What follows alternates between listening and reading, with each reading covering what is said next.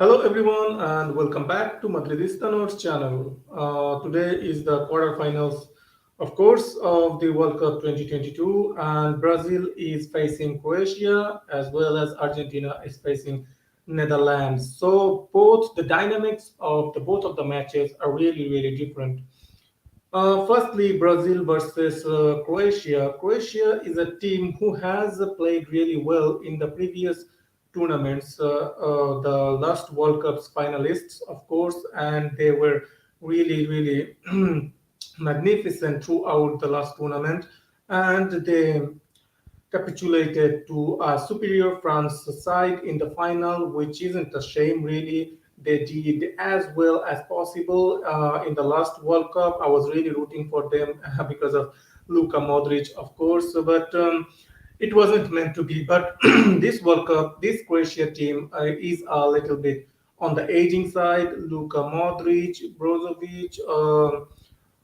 Perisic, Lovren, and the others. So there are some really young players like Gvardiol and Kovacic is closer to the 30s. And there are some players who can be the I would say bright sparks maybe Kramaric can show something in front of goal, but I wouldn't say their attack is a potent attack. The main feature of this team is the midfield of Brojovic, Kovacic, and Modric. And the Brazil team, the lineups are out. Brazil has the same team that they played against Brazil. Who did they play against in the last match? Let's check. Yeah, South Korea. It was a 4-1 totally domination against South Korea, 4-1 win. And in that match, the same team, Brazil has announced the same starting 11. And the first half of that match had a lot of fluidity. Neymar was back, and he is the X factor, of course, of that Brazil team, and he makes a world of difference for the team. When he is not there, like there is like a hole there. There isn't that focal point that you can just focus on. Um, the defensive the team who will be defending against Brazil has to always put gameplay where they have to contain Neymar. So that opens up spaces for Vinicius, Rafinha, and Richarlison to move on to and operate from. But when Neymar isn't playing and a player like Rodrigo or Paqueta is playing, even though Rodrigo or Paqueta are really talented footballers, they are not on the level of Neymar where they can impact a game on the level how Neymar does. So that's the problem that Brazil faces whenever Neymar is not playing. He is the catalyst of that attack. He is the glue. He is someone that has been one of the best players in the world. So when he is not playing, you can always see the absence, feel the absence of his in the team. And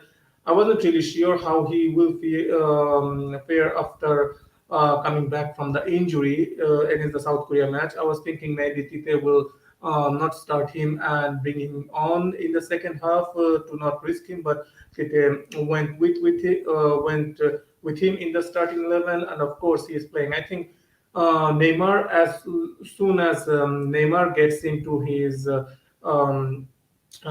gets out of his second gear, Brazil will play really great because the kind of spaces Neymar will occupy and the kind of threat level Neymar possesses, Vinicius will be able to operate much freely whenever Neymar is on the field, and that opens up space. Like we saw in the first goal against South Korea, the time and space Vinicius had to pick up his spot and slot the ball into the top corner against South Korea. That was a magnificent finish, but that kind of space opening up. You want to see normally if Neymar isn't playing, like the defenders were glued towards Neymar and Richarlison in the middle, and they totally forgot about that Vinicius, who is another potent threat, and we have seen him while playing for Real Madrid, how dangerous he can be, how decisive he can be in the pressure situations. But I'm a little bit concerned with Vinicius' finishing whenever he has a lot of time to think. He is a kind of player, instant decisions, instant decision making, instant shots. He is really good at those. But when you give him too much time, he sometimes can screw it up a little bit. He thinks little bit too much. So I was a little bit relieved to see that he took his time and he um, really calmly slotted the ball uh, for the first goal. And so I'm expecting a comfortable Brazil win. I wouldn't say that it will be a goal fest like in the South Korea match, but I am expecting a comfortable match for Brazil. I will be predicting, I think, 2-0 or maybe a 3-1, something on that line. I will go for a 2-0, 2-0 for Brazil. And for Croatia, if Brazil dominates the middle of the pitch and if Croatia cannot really circulate the possession well, that totally nullifies the midfield, because the midfield is the main strength of Croatia. So I'm a little bit concerned about that. If Modric doesn't have the ball, Kovacic doesn't have the ball at their feet for long periods of time, and they are just doing defensive duties, so Croatia's threat even diminishes even more, and they will be just left with some counterattacks here and there, and etc. And the kind of form Casemiro is in, the transitions that Brazil will be facing, Casemiro will be a massive importance for the facing those transitions and taking care of the transitions. So in transition play, in defensive transitions, having Casemiro is massive. And because Sandro is not totally fit yet, Eder Militao is playing the right fullback and Danilo on the left fullback. So I think it will be defensively solid. Eder Militao, he won't be like a fully attacking fullback, but Danilo, he is Tite doesn't really want his fullbacks to be like